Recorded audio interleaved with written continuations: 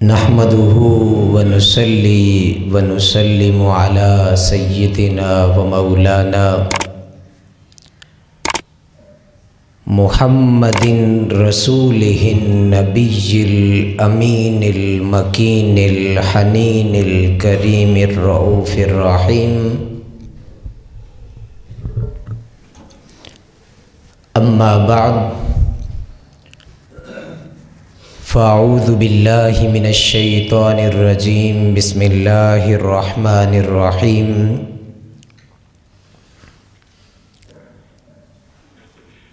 قال الله تبارك وتعالى في القرآن المجيد والفرقان الحميد: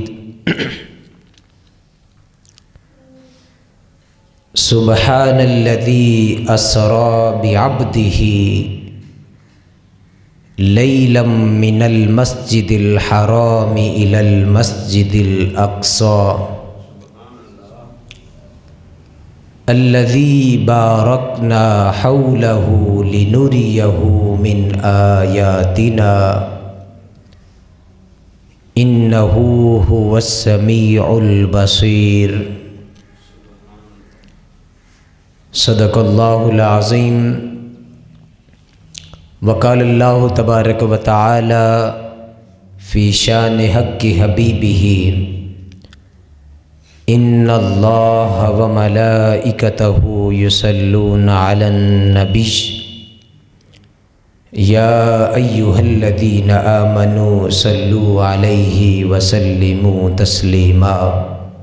بآواز بلند درود پاک حضور کی بارگاہ میں پیش فرما لیں: الصلاۃ والسلام علیک یا سیدی یا رسول اللہ وعلی آلک واصحابک یا سیدی یا محبوب اللہ. اللہم صل علی سیدنا و مولانا محمد وعلی آلہ وصحبہ وبارک وسلم. مولاي صل وسلم دائما ابدا على حبيبك خير الخلق كلهم والحبيب الذي ترجى شفاعته لكل هول من الأهوال مقتحمين.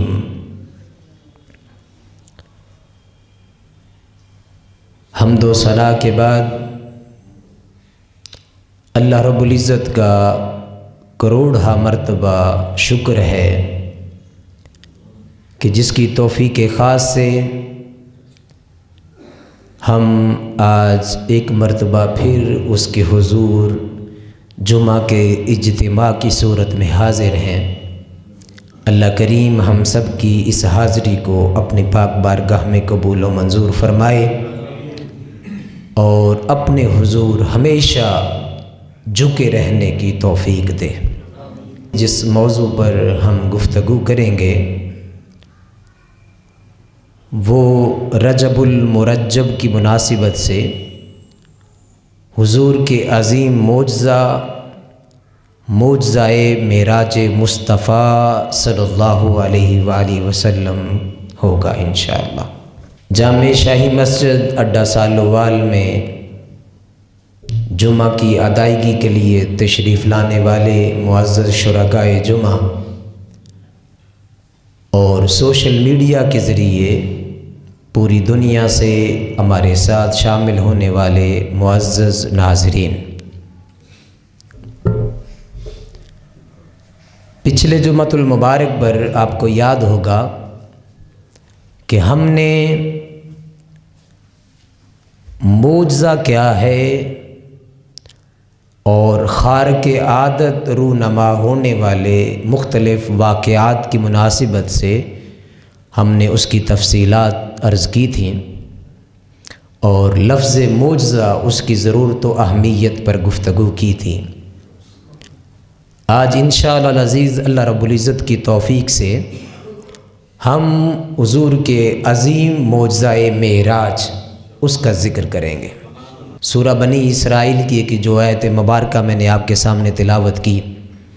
اللہ رب العزت نے ارشاد فرمایا: سبحان الذی اسری بعبدہ پاک ہے وہ ذات اسرا بعبدہ، جس نے سیر کروائی اپنے بندے کو، لیلم رات کے قلیل حصے میں، من المسجد الحرام الی المسجد الاقصی، مسجد حرام سے لے کر مسجد اقصی تک، الذی بارکنا حولہ، بابرکت بنا دیا ہم نے جس کے ارد گرد کے ماحول کو۔ کیوں سیر کروائی؟ لنوریہ من آیاتنا، تاکہ ہم اس عبد خاص کو، اس خاص اپنے مقرب بندے کو اپنی نشانیاں دکھائیں۔ انہ هو السمیع البصیر، بے شک وہی سب سے زیادہ سننے والا اور دیکھنے والا ہے۔ معزز حاضرین، ہم نے پچھلا جمعۃ المبارک پر معجزہ کے حوالہ سے گفتگو کی، اس ضمن میں کچھ باتیں اور میں آج عرض کرنا چاہوں گا کہ بہت ساری باتیں ہیں جب ہم اس کو روٹین میں دیکھتے ہیں تو وہ معمولی ہوتی ہیں۔ مثال کے طور پر بندہ صبح اٹھتا ہے، دن کے سارے کاروبار کرتا ہے، رات کو سو جاتا ہے، تو یہ اس کی کیا ہے؟ روزمرہ کا معمول ہے۔ اسی طرح ہم کسی بھی بات کو، کسی بھی واقعہ کو جب متعدد بار اپنی نگاہوں کے سامنے دیکھتے ہیں تو اس کو دیکھ کر ہمیں یہ یقین ہو جاتا ہے کہ واقعی یہ عمل، یہ کام ایسے ہی ہوتا ہے۔ یعنی ایک روٹین کی جو بات ہے، جو روزمرہ معمول کی بات ہے، انسان کبھی بھی اس پر متعجب نہیں ہوتا۔ متعجب کس بات پہ ہوتا ہے؟ جب اس کی روٹین سے ہٹ کے ہوتا ہے۔ آپ اپنی زندگی سے بے شمار مثالیں لیتے ہیں۔ آپ ایک دانہ بوتے ہیں، اس سے درخت کی کونپلیں نکلتے ہیں، آہستہ آہستہ وہ تناور درخت بن جاتا ہے، اس سے آپ کو پھل بھی ملتا ہے، وہ آپ کو ایندھن کے کام بھی آتا ہے، لکڑیاں بھی ملتی ہیں۔ آپ زراعت کے شعبے سے ہیں، آپ بیج بوتے ہیں، آہستہ آہستہ وہاں سے کوپلیں نکلتی ہیں اور پھر دیکھتے ہی دیکھتے وہ خوبصورت ہریالہ کھیت بن جاتا ہے۔ اس طرح کی بے شمار مثالیں ہیں، انسان کے اپنے وجود کو ہی دیکھ لیں۔ ایک قطرہ آب سے انسان کا وجود بنتا ہے، پھر اس قطرہ آب سے اللہ پاک نے جو نظام رکھا اس سے خون بنتا ہے، پھر خون سے اللہ کے نظام کے تحت گوشت بنتا ہے۔ یہ سارا وہ انسان کی پیدائش، جو مختلف تبدیلیاں ماں کے پیٹ میں ہوتی ہیں، اس کا میں ذکر کر رہا ہوں۔ قطرہ آب سے کیا بنا؟ خون، خون سے گوشت، اور پھر اس گوشت کے بعد رگیں بنتی ہیں، اور ان رگوں سے پھر پٹھے بنتے ہیں، اور پھر ان پٹھوں سے ہڈیاں بنتی ہیں، اور بعد ازاں پھر دل و دماغ بنتا ہے۔ یہ قدرت کا نظام ہے، ہر کسی کے ہاں اسی طرح کا معمول ہے۔ یعنی اس قطرہ آب سے، ماں اور باپ کے ملاپ سے، وہاں سے خون بنے گا، خون سے گوشت بنے گا، گوشت سے رگیں بنیں گی، رگیں اور رگوں سے پٹھے بنیں گے، اور پٹھوں سے کیا بنے گا؟ ہڈیاں بنیں گی۔ ہڈیوں سے کیا ہوگا کہ اس کے بعد اللہ پاک دل و دماغ کو پیدا کرتا ہے۔ یہ قدرت کا نظام ہے۔ جب بھی کسی انسان کی پیدائش ہوتی ہے تو اس سارے پروسیجر سے، اس سارے طریقے سے وہ ہو کے جاتا ہے، اور اگر کوئی شخص ان سارے طریقوں سے گزرنے کے بغیر اگر اس کی پیدائش ہو جاتی ہے تو وہ کون ہے؟ حضرت عیسیٰ علیہ السلام۔ اب میں پیدا ہوا، آپ میں سے کوئی بھی پیدا ہوا، کسی کی بھی پیدائش پر ہم متعجب نہیں ہوتے، مگر جب حضرت عیسیٰ علیہ السلام کی پیدائش بن باپ کے ہو جاتی ہے اس پہ انسان سوچنے پہ مجبور ہے۔ اس طرح کی بے شمار مثالیں ہیں۔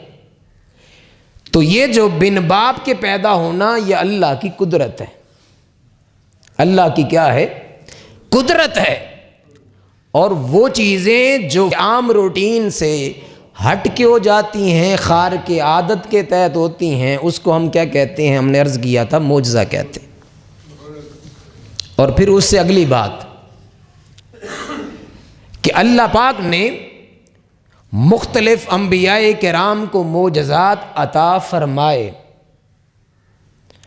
اب جس امت میں جس چیز کا شہرہ تھا، جس چیز کا عروج تھا، اللہ پاک نے اس نبی کو اگر معجزہ دیا تو اس میں عروج عطا فرمایا۔ اس میں کیا عطا فرمایا؟ عروج۔ مثال کے طور پر حضرت موسیٰ علیہ السلام کے دور میں جادوگروں کا بڑا زور تھا، بڑا شہرہ تھا۔ بادشاہ کے دربار میں ایک ہی وقت میں کئی جادوگر اس وقت موجود رہتے ہیں۔ اور میں نے پچھلے جمعۃ المبارک پہ عرض کیا تھا کہ حضرت موسیٰ علیہ السلام کے ساتھ انہوں نے جو مقابلہ کیا اور ان کو بلایا تو دنیا جہاں کے جادوگروں کو بلا کر انہوں نے اپنے عصا اور چھڑیاں پھینکی اور ان سے اژدہا بن گئے۔ اور پھر اللہ کے حکم سے اللہ پاک نے حضرت موسیٰ علیہ السلام کو حکم دیا کہ اپنا عصا پھینکو، اور اس سے ایک عظیم اژدہا سانپ بن گیا جو سارے جادوگروں کے سانپوں کو نگل گیا۔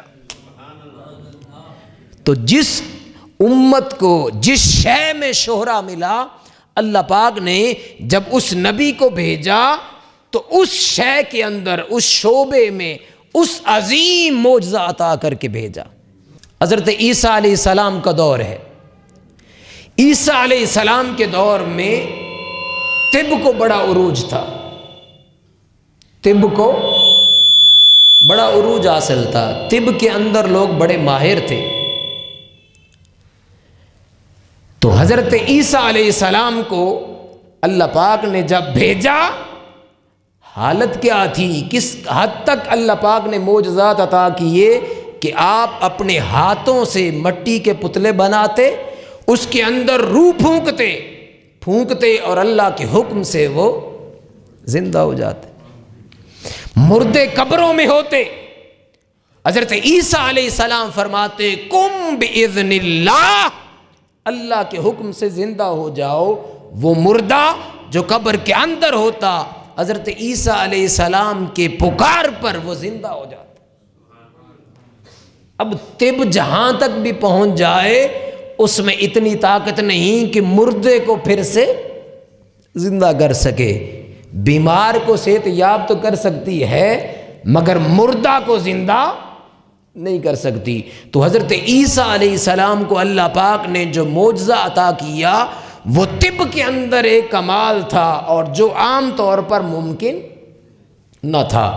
پھر مادرزاد نابینا آپ کی بارگاہ میں آتے، کوڑی آپ کی بارگاہ میں آتے، آپ ہاتھ پھیرتے اور وہ شفا یاب ہو جاتے۔ اور پھر جب حضور نبی اکرم صلی اللہ علیہ وسلم کا دور آتا ہے، اب چونکہ تاجدار کائنات کا دور قیامت تک کے لیے رہنا تھا، اور اس دور کے اندر سائنس نے ترقی کرنا تھی، طب نے ترقی کرنا تھی، اور اس انسان نے اس زمین سے نکل کر آسمانوں پہ جانا تھا، اس نے چاند کا سفر کرنا تھا، ستاروں پر اپنی کمندیں ڈالنی تھی۔ چونکہ قیامت تک کا سفر حضور کے دور میں سائنس نے نت نئی تحقیقات کرنا تھی، سائنس کے اندر نئی نئی ٹیکنالوجی نے آنا تھا، تو تاجدار کائنات کو جو معجزہ عطا کیا وہ اتنا عظیم معجزہ تھا کہ قیامت تک کے لیے اس کی کوئی نظیر نہیں ملتی۔ تاجدار کائنات سفر کرتے ہیں، سفر معراج حضور کا شروع ہوتا ہے، حضور مکہ سے مسجد حرام سے مسجد اقصیٰ تک جاتے ہیں، مسجد اقصیٰ سے آسمان پہ جاتے ہیں، پھر پہلے دوسرے تیسرے چوتھے پانچویں چھٹے ساتویں آسمان کی حضور سیر کرتے ہیں۔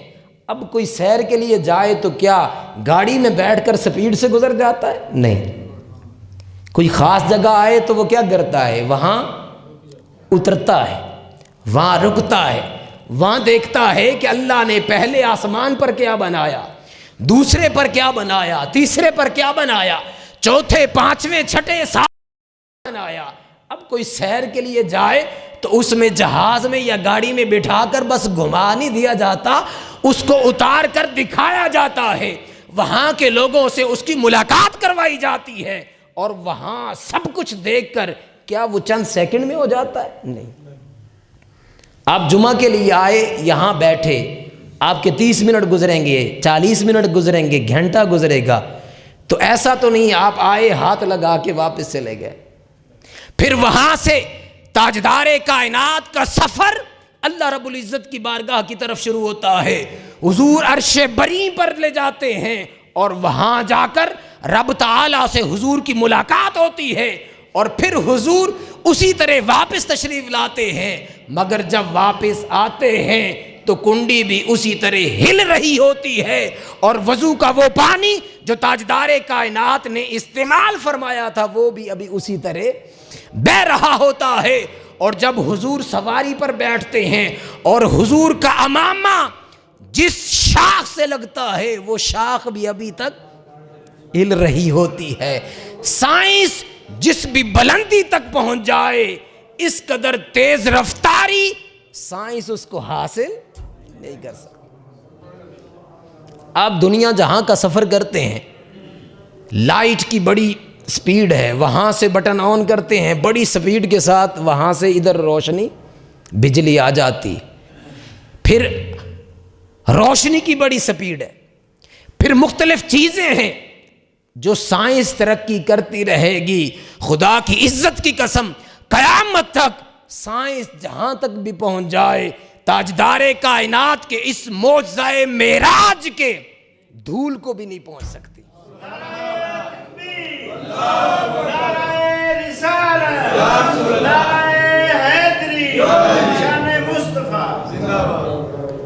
چونکہ حضور کے دور میں سائنسدانوں نے چاند پہ جانا تھا، ستاروں پہ کمندیں ڈالنی تھی، اس وجہ سے حضور کو جو معجزہ بھی دیا وہ دیا کہ سائنسدان اپنی پوری زندگیاں گزار دیں مگر حضور کے معجزہ معراج کی دھول کو بھی نہیں پا سکتے۔ تو اللہ پاک نے یہاں ارشاد فرمایا، محبوب سبحان الذی اسری بعبدہ، پاک ہے وہ ذات، پاک ہے وہ ذات، اسری بعبدہ، جس نے اپنے بندے کو سیر کروائی، لیلاً، رات کے تھوڑے سے حصے میں۔ اب یہاں لفظ فرمایا سبحان، سبحان کا مطلب ہوتا ہے اللہ کی ذات ہر عیب سے پاک ہے، ہر عیب سے پاک ہے۔ اور بخاری شریف کی حدیث مبارکہ آتی ہے، حضرت ابو ہریرہ رضی اللہ تعالیٰ عنہ سے یہ حدیث روایت ہے کہ رسول کریم صلی اللہ علیہ وسلم نے فرمایا، اگر کوئی شخص ایک دن میں 100 مرتبہ پڑھتا ہے سبحان اللہ و بحمدہ، کیا لفظ پڑھتا ہے؟ سبحان اللہ و بحمدہ، کتنی مرتبہ؟ 100 مرتبہ، ایک دن میں 100 مرتبہ پڑھتا ہے۔ اس کلمے کو پڑھنے کی فضیلت کیا ہے کہ اللہ پاک اس کے سارے گناہوں کو معاف فرماتا ہے، یہاں تک اگر اس کے گناہ سمندر کی جھاگ سے بھی زیادہ ہوں تو اس کلمے کو 100 مرتبہ پڑھنے کی وجہ سے اللہ پاک اس کے سارے گناہوں کو معاف فرما دیتا ہے، سارے گناہوں کو معاف فرما دیتا ہے۔ اور دوسری حدیث میں آتا ہے، یہ بھی سیدنا ابو ہریرہ سے روایت ہے اور یہ بھی صحیح بخاری کی ہے، کہ قیامت کے دن فرمایا کہ 2 کلمے ایسے ہیں جو زبان پر بہت ہلکے ہیں، زبان پر بہت ہلکے ہیں، یعنی پڑھنے میں بڑے آسان ہیں، مگر کل قیامت کے دن میزان میں ان کا وزن سب پہ بھاری ہوگا۔ زبان پہ ہلکے ہیں مگر میزان میں کیا ہوں گے؟ بھاری ہوں گے اور اللہ کے ہاں وہ بڑے مقبول ہیں، اللہ کو وہ بڑے پسند ہیں۔ عرض کیا گیا یا رسول اللہ وہ کون سے 2 کلمے ہیں؟ فرمایا سبحان اللہ و بحمدہ سبحان اللہ العظیم۔ کون سے کلمے ہیں 2؟ سبحان اللہ و بحمدہ سبحان اللہ العظیم۔ فرمایا کہ یہ 2 کلمے زبان پہ ہلکے ہیں مگر میزان پر کیا ہوں گے؟ بھاری ہوں گے۔ تو ارشاد فرمایا حضور کے سفر معراج کا آغاز لفظ سبحان سے کیا کہ اللہ کی ذات ہر عیب سے پاک ہے، ہر عیب سے پاک ہے۔ یہ اللہ نے دعویٰ کیا، یہ کیا کیا؟ دعویٰ۔ اور ہر دعوے کی کوئی نہ کوئی دلیل ہوتی ہے۔ آپ کوئی دعویٰ کرتے ہیں، مثال کے طور پر میں یہ کہوں کہ یہ میرا موبائل ہے، اب یہ میرا موبائل ہے، اس کو ثابت کرنے کے لیے مجھے کوئی نہ کوئی دلیل دینا پڑے گی۔ تو اللہ پاک نے فرمایا کہ اللہ کی ذات ہر عیب سے، ہر نقص سے، ہر کمزوری سے اللہ کی ذات پاک ہے، اور اس ذات نے اس بات کی جو دلیل پیش کی کیا؟ الذی اسرا بعبدہ لیلا، جو اپنے بندے کو رات کے تھوڑے سے پہر میں سیر پر لے گئی۔ رات کے تھوڑے سے پہر میں سیر پر لے گئی۔ اب یہاں پر بعض لوگوں کو مغالطہ ہو جاتا ہے اور ان کی تائید میں کچھ اقوال بھی صحابہ کے مل جاتے، مگر اجماع اس سے برعکس ہے۔ اب بعض لوگوں کا خیال ہے کہ یہ جو حضور کا سفر معراج ہوا یہ عالم بیداری میں نہ تھا بلکہ خواب کے اندر تھا۔ مثال کے طور پر ایک لمحے کے لیے ان کی بات مان بھی لیں کہ حضور کا سفر معراج عالم بیداری میں نہ تھا بلکہ کس میں تھا؟ خواب میں تھا۔ تو میرا آپ سے سوال ہے کہ اگر عالم خواب میں حضور نے سفر معراج کیا تو اس میں حضور کی کیا عظمت ہے؟ آپ بھی رات کو سوتے ہیں، سوتے آپ اڈا سالوال میں ہیں، مگر خواب کے اندر کبھی لاہور کی سیر کر رہے ہیں، کبھی اسلام آباد کی سیر کر رہے ہیں، کوئی مکہ مکرمہ پھر رہا ہے، کوئی دنیا جہاں کے سفر کر رہا ہے، یورپ پھر رہا ہے۔ بس جو دماغ میں ہوتا ہے اسی طرح کے اس کو خواب آتے ہیں اور وہ سیریں کرتا رہتا ہے۔ اگر آپ بھی خواب کے اندر سیر کرتے ہیں اور حضور کو بھی سیر خواب کے اندر کروائی گئی تو حضور کی عظمت کیا ہوگی؟ عظمت ہے اس میں؟ نہیں۔ اللہ پاک اپنے لفظ سبحان کہ میں پاک ہوں ہر عیب سے، اس کی دلیل اللہ پاک نے کیا دی کہ میں نے اپنے بندے کو رات کے تھوڑے سے پہر میں سیر کروائی، اور اگر وہ سیر اللہ نے حضور کو خواب میں کروائی تو یہ کون سی بڑی بات تھی؟ اس کا مطلب یہ ہوا کہ جو اللہ اپنے لفظ سبحان کی دلیل کے طور پر بیان کر رہا ہے کہ لوگوں میں نے اپنے بندے کو رات کے تھوڑے سے پہر میں سیر کی، وہ خواب کی سیر نہ تھی بلکہ وہ عالم بیداری کی سیر تھی، عالم بیداری کی سیر تھی۔ اور پھر اگلی بات کہ اللہ پاک نے یہاں پر بعبدہ ہی کیوں فرمایا کہ میں نے اپنے بندے کو سیر کروائی؟ رسول بھی تو کہا جا سکتا تھا یا نہیں؟ کہا جا سکتا تھا۔ اس پر مفسرین لکھتے ہیں رسول وہ ہوتا ہے جو اللہ کی بارگاہ سے بندوں کی طرف آتا ہے۔ رسول کون ہوتا ہے؟ جو اللہ کی طرف سے بندوں کی طرف آتے ہیں، اور بندہ وہ ہوتا ہے جو مخلوق سے اللہ کی طرف جاتا ہے۔ تو چونکہ سفر معراج میں تاجدار کائنات بندوں میں سے تھے، بندوں میں تھے، دنیا پہ تھے، لہٰذا چونکہ حضور کا سفر معراج مخلوق سے مالک کی طرف تھا، اس لیے فرمایا کہ لوگوں بعبدہ ہی میں نے اپنے بندے کو سیر کروائی، میں نے اپنے بندے کو سیر کروائی۔ اور پھر فرمایا من المسجد الحرام الی المسجد الاقصی، مسجد حرام سے مسجد اقصی تک اب اس پہ مختلف روایات آتی ہیں. ایک روایت میں آتا ہے کہ حضور نے عشاء کی نماز پڑھی اور حضرت ام ہانی کے گھر آرام فرما تھے. اور دوسری روایت میں آتا ہے کہ تاجدار کائنات حتیم کعبہ میں موجود تھے. اور ایک تیسری روایت آتی ہے کہ حضور حجر اسود کے پاس تھے. اب حضور کی بارگاہ میں جبریل امین حاضر ہوتے ہیں, براق کی سواری لے کر آتے ہیں اور تاجدار کائنات کو اللہ رب العزت کا پیغام دیتے ہیں کہ یا رسول اللہ, اللہ نے آپ کو عرش پہ بلایا ہے سیر کے لیے. چنانچہ تاجدار کائنات براق پر سوار ہوتے ہیں اور حضور نبی اکرم صلی اللہ علیہ وسلم کا سفر معراج مکہ سے مسجد حرام سے مسجد اقصیٰ کی طرف شروع ہوتا ہے. مسجد حرام سے مسجد اقصیٰ کی طرف شروع ہوتا ہے اور وہاں پر تاجدار کائنات انبیاء کرام کو امامت کرواتے ہیں. انبیاء کرام کو کیا کرواتے ہیں؟ امامت کرواتے ہیں. اب یہاں ایک بات جو قابل غور ہے, کیا وجہ تھی کہ رب تعالیٰ نے کل انبیاء کرام کو مسجد اقصیٰ میں اکٹھا کیوں کیا؟ کسی اور جگہ بھی تو ملاقات ہو سکتی تھی. اس کی ایک وجہ یہ ہے چونکہ کل انبیاء کرام حضرت آدم علیہ السلام سے لے کر حضرت عیسیٰ تک تاجدار کائنات کی آمد کا انتظار کرتے رہے. ہر کسی کی خواہش تھی کہ ہم حضور کا استقبال بھی کریں, ہم حضور کا دیدار کریں. اور وہ جو اللہ پاک نے فرمایا تھا کہ تم میں اگر میرا محبوب آ جائے, تمہاری نبوت کا زمانہ ہو, تمہارے دور حکومت ہو, این اس وقت اگر میرا محبوب آ جائے تو کیا کرنا؟ لَتُؤْمِنُنَّ بِهِ وَلَتَنْصُرُنَّ, تو ان پر ایمان بھی لانا اور ان کی مدد بھی کرنا.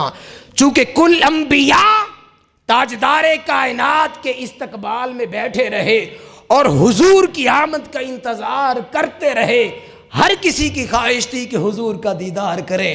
تو اس شب معراج کو رب تعالیٰ نے فرمایا کہ اے کل انبیاء کرام, آج میرا محبوب پیغمبر سفر معراج پہ آ رہا ہے اور میرا محبوب پہلے مسجد اقصیٰ میں جائے گا.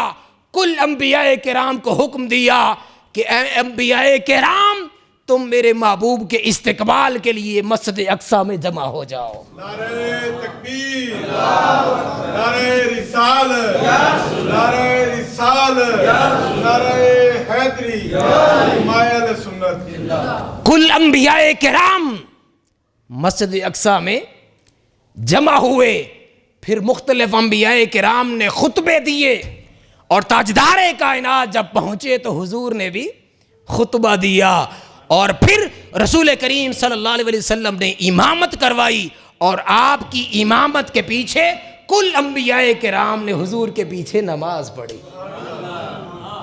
گویا اس طرح اللہ پاک نے اعلان کروا دیا کہ کل انبیاء بھیجے ہوئے میرے ہیں, مگر ان کا امام امام الانبیاء ہوگا, خاتم الانبیاء ہوگا. حضور نبی مکرم صلی اللہ علیہ وسلم کو یہ اعزاز اللہ پاک نے عطا فرمایا کہ مسجد اقصیٰ کے اندر حضور نے کل انبیاء کرام کی امامت فرمائی.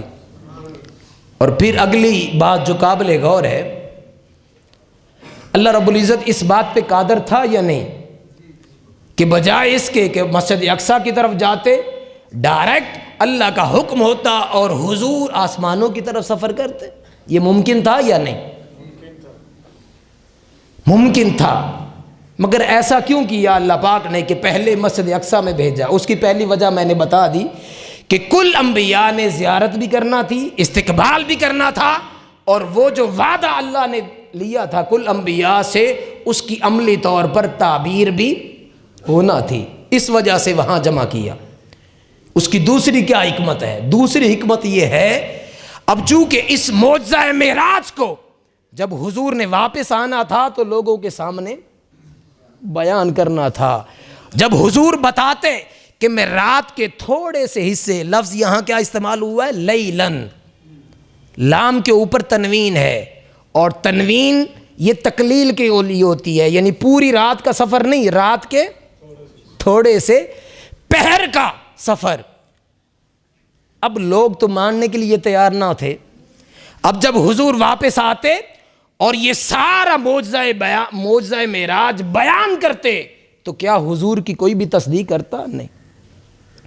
انکار تو انہوں نے کرنا ہی تھا، مگر دنیا کی اگر ان کے سامنے کوئی مثال نہ رکھی جاتی تو وہ کوئی بھی ماننے کے لیے تیار نہ ہوتا. اس لیے اللہ پاک نے فرمایا کہ ہم نے اپنے محبوب کو سیر کروائی مسجد حرام سے مسجد اقصیٰ تک. اب چونکہ مسجد اقصیٰ تو ان لوگوں نے دیکھی ہوئی تھی، وہ لوگ تاجر تھے، آئے روز مختلف جگہوں کی وہ سفر کرتے تھے، اور ان کو یہ بھی معلوم تھا کہ حضور نبی اکرم صلی اللہ علیہ وسلم کبھی بھی مسجد اقصیٰ گئے نہیں. اس لیے اللہ پاک نے فرمایا کہ ہم نے محبوب کو سیر کروائی مسجد حرام سے مسجد اقصیٰ تک، تاکہ ان کو بتایا جائے کہ میں پہلے مسجد اقصیٰ تک گیا ہوں اور پھر آسمانوں کی طرف گیا ہوں، کہ اگر وہ مسجد اقصیٰ تک کا سفر مان گئے کہ حضور کو معراج ہوا ہے تو لا محالہ ان کو اگلا سفر بھی ماننا پڑے گا. اس لیے اللہ پاک نے فرمایا کہ ہم نے محبوب کو سیر کروائی مسجد حرام سے مسجد اقصیٰ تک.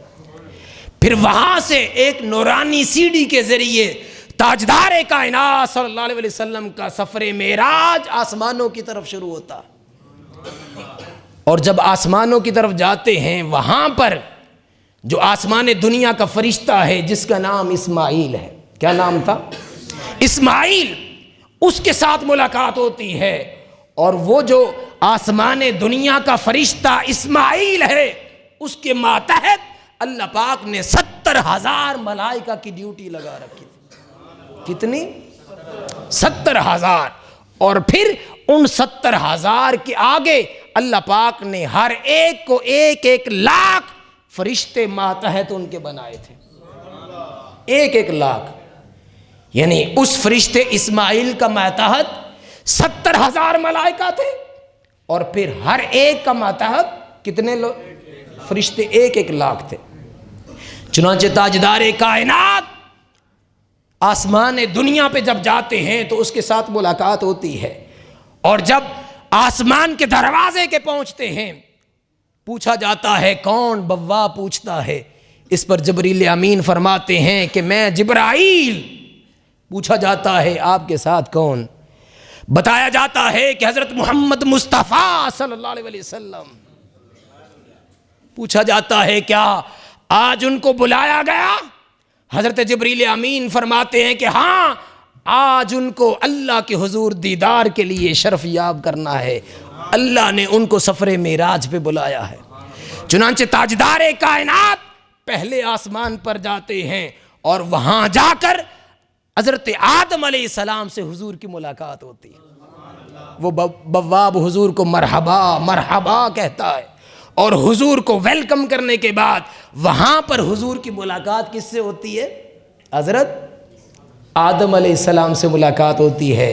اور حضرت آدم علیہ السلام اپنی اس اصلی شکل میں ہوتے ہیں جس میں اللہ رب العزت نے حضرت آدم علیہ السلام کو اپنے دست مبارک سے تخلیق فرمایا تھا. اپنے دست مبارک سے تخلیق فرمایا تھا. حضرت آدم علیہ السلام حضور کا استقبال کرتے ہیں، حضور کو خوش آمدید کہتے ہیں. اور حضرت آدم علیہ السلام جب انسان فوت ہوتا ہے ہر کسی کی روح آسمان پہ جاتی ہے، اور جو کفار و مشرکین کی روح ہوتی ہے حضرت آدم علیہ السلام فرماتے ہیں کہ ان کو سجین کی طرف لے جاؤ، اور جو مومنین کاملین کی روح ہوتی ہے حضرت آدم علیہ السلام فرماتے ہیں کہ اس کی روح کو علیین میں لے جاؤ، علیین میں لے جاؤ. تو یہاں پر پہلے آسمان پر حضور نبی اکرم صلی اللہ علیہ وسلم کی ملاقات حضرت آدم علیہ السلام سے ہوتی ہے. انشاءاللہ اس عظیم معجزہ معراج کو اگلے جمعۃ المبارک پر ہم کوشش کریں گے کہ آگے لے کے چلیں. اللہ رب العزت اس عظیم معجزہ معراج کا صدقہ ہمارے حال پر بھی لطف و کرم فرمائے، اور حضور کی اس عظمت کو جان کر ہمیں زندگی بسر کرنے کی توفیق عطا فرمائے. آمین. وما علیہ الا البلاغ.